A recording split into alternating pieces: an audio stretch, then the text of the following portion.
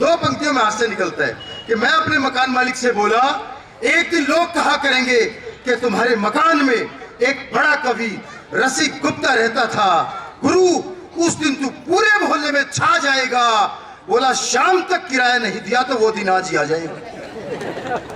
ये सीधे को कवियों को तो बहुत लंबी लंबी छोड़ने की आदत होती है। मुझे पता बड़ा मुश्किल काम है आपके अंदर से तालियां बजवाना, क्योंकि 11 बजे से हालत ये हो गई है और वो लोग बड़ा पछता रहे हैं, वो लोग बहुत पछता रहे हैं जो समय पे आ गए। बोले जी हम एक छोटे से इनाम की लालच में फंस गए, लेकिन उन्होंने अगर इतिहास देखा होता, कुछ साल पहले की घटनाएं देखी होती, तो वो भी समय पर नहीं आते, क्योंकि अमेरिका में केवल वही लोग मारे गए थे जब 9/11 का हमला हुआ, टावर गिरे, जो समय पर पहुंच गए थे। तो भारतीय तो बहुत सारे बच गए उसमें, क्योंकि तो हमारी परंपरा है देर से आने की। मैं बधाई देता हूँ आप सबको। और मित्र, कवियों का तो काम ही लंबी लंबी छोड़ने का होता है। वो एक कवि को बहुत लंबी छोड़ने की आदत थी। मैंने कहा भाई तू बहुत लंबी छोड़ता है, थोड़ी कम छोड़ा कर। बोला रसिक भाई मुझे पता ही नहीं चलता मैंने कितनी लंबी छोड़ दी है। मैंने कहा मैं तुम्हारे साथ रहता हूँ, जब ज्यादा हो जाएगा तो मैं थोड़ा खांस दूंगा तो कम कर लेना। बोला जी ठीक है। मैं उसे एक प्रोग्राम में ले गया, उसने तो जाते ही छोड़नी शुरू की। बोला भाई साहब आज जब मैं इधर से आ रहा था तो रास्ते में मैंने 100 फुट लंबा सांप देखा, मैं तुरंत खासा बोला भाई साहब जब नजदीक गया तो मैंने देखा वो 80 फुट लंबा है। मैं फिर थोड़ा खासा बोला भाई साहब मुझे फिर भी यकीन नहीं हुआ। फिर मैं एक फित्ता लेके आया और मैंने फित्ते से नापा तो वो 60 फुट लंबा सांप निकला। मैं फिर थोड़ा खासा तो बोला भाई साहब किसी के खांसी हो, किसी के दमा हो, अपना इलाज कराओ, अब तो फीते से नप चुका, अब नहीं कट सकता। तो स्थितियां कई बार ऐसी हो जाती है भाई साहब। वो पिछले दिनों नवाज शरीफ जी चले गए थे अमेरिका की यात्रा पे, उनके मिलिट्री चीफ का फोन गया, बोले शरीफ जी जल्दी आओ, पाकिस्तान में चमत्कार हो गया है, एक कुतिया ने पिल्ले दिए हैं और वो पिल्ले पैदा होते ही पाकिस्तान जिंदाबाद के नारे लगा रहे। तो शरीफ जी बोले भाई पाकिस्तान के लिए इससे बड़ी खुशखबरी नहीं हो सकती, हम उन्हें राष्ट्रीय पशु घोषित करेंगे, उनके लिए विशेष सुविधाएं देंगे, लेकिन अभी नहीं आ सकता, एक हफ्ते बाद सारे काम हम निपटा के आऊंगा। एक हफ्ते बाद शरीफ जी आए, उन्होंने मिलिट्री चीफ से कहा बुलाओ उन चमत्कारी कुतिया के पिल्लों को जो पैदा होते ही पाकिस्तान जिंदाबाद के नारे लगा रहे हैं। अब कुतिया के पिल्ले मंगाए गए, कुतिया के पिल्ले आती बोल रहे हैं हिंदुस्तान जिंदाबाद, हिंदुस्तान जिंदाबाद, हिंदुस्तान जिंदाबाद। तो शरीफ जी ने मिलिट्री चीफ की गर्दन पकड़ ली, अबे तू तो कह रहा था ये पाकिस्तान जिंदाबाद बोलेंगे, ये सारे तो हिंदुस्तान जिंदाबाद बोल रहे हैं। बोले जी हमारी गलती नहीं है, आपने आने में एक हफ्ता लगा दिया, तब तक इनकी आंखें खुल गई। धीरे धीरे आंखें खुलती हैं और मैं जानता हूँ हाथ भी खुलेंगी आपके और तालियां भी आपकी खुलेंगी, क्योंकि फरीदाबाद के श्रोता मुझे याद है जो भरपूर दाद देते हैं किसी भी कवि को। मित्रों वैसे भी बाबा रामदेव ने कहा है कि जो व्यक्ति 3 मिनट तक लगातार तालियां बजाता है उसको कभी अटैक नहीं पड़ता।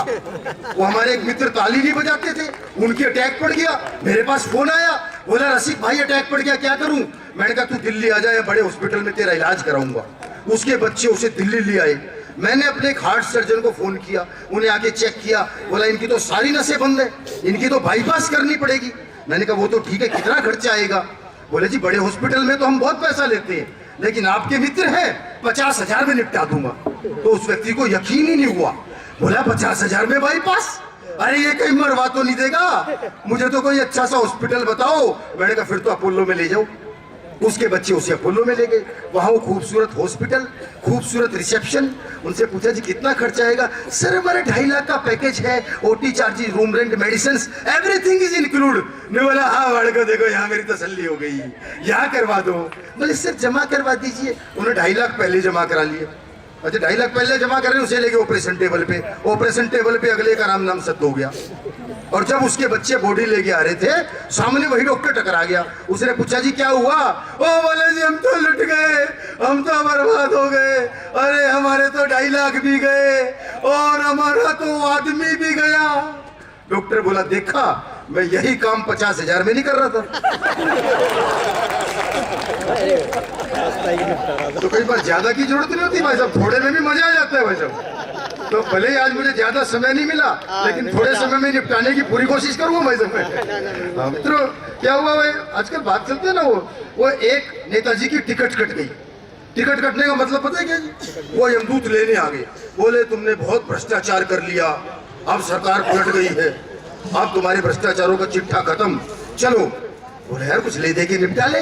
बोला लेने देने वाला मामला यही चलता है, वहां नहीं चलता, अब तुम्हें चलना ही पड़ेगा। बोला अच्छा मेरी अंतिम इच्छा पूरी कर दो, मेरे को लस्सी बहुत प्रिय है और मैंने बना के अभी अभी फ्रिज में रखी है। वो यमदूत बोला यार लस्सी तो मुझे भी बहुत प्रिय है और थका हुआ भी बहुत हूँ, एक गिलास मुझे भी दे दे।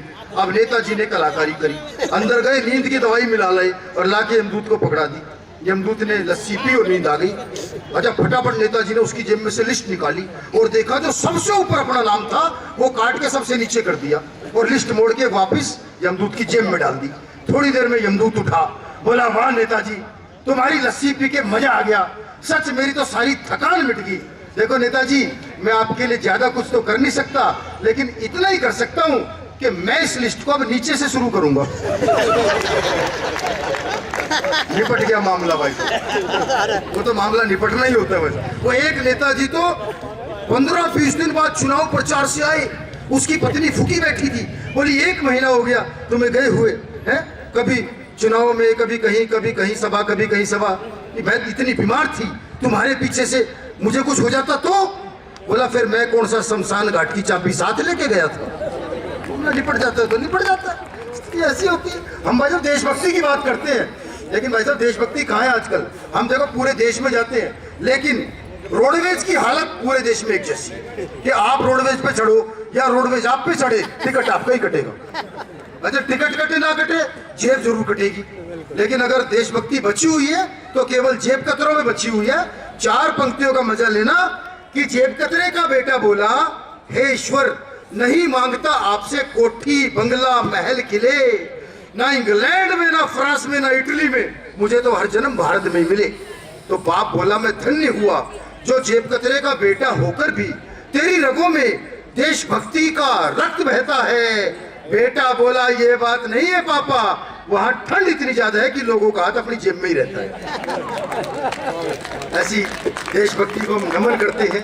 समय आपका बहुत ले लिया, मैं 4 पंक्तियां पहले महाराजा अग्रसेन जी के चरणों में निवेदित करता हूं कि अग्रसेन जी कहलाते हैं अग्ररोहा सम्राट, अग्रसेन जी कहलाते हैं अग्ररोहा सम्राट, इनके आदर्शों का जग में अद्भुत रूप विराट। अग्रसेन जी ने समाज को दिया नया आकार, इनका सपना हम सबको ही करना है साकार, इनका सपना हम सबको ही करना है साकार। 1 रुपया 1 ईंट से सबको किया समान, और कम ही होते अग्रसेन जी जैसे पुरुष महान, कम ही होते अग्रसेन जी जैसे पुरुष महान। आज हमारी सरकार समानता की बात करती है, लेकिन समानता का जो सिद्धांत महाराजा अग्रसेन जी ने दिया 1 रुपया 1 ईंट के माध्यम से, इतने वर्ष पहले समाज के हर वर्ग को गले लगाया और सबको समान करने का, अगर महाराजा अग्रसेन जी के पद चिन्हों पर आज हम चल करके इस देश को नई दिशा हम प्रदान कर सकते हैं। मित्रों 4 पंक्तियां मैं इस पूरी टीम के लिए समर्पित करना चाहता हूं। मैं कि बिना सूरज कली कोई कभी भी खिल नहीं सकती। महेश जी, सिंगला जी और सारी टीम के लिए मैं 4 पंक्तियां समर्पित करता हूं कि बिना सूरज कली कोई कभी भी खिल नहीं सकती, अगर मजबूत नींवें हो इमारत हिल नहीं सकती। जमाने का बड़ा दस्तूर बस ये याद रख लेना, बुजुर्गों से बिना सीखे सफलता मिल नहीं सकती, बुजुर्गों से बिना सीखे सफलता मिल नहीं सकती।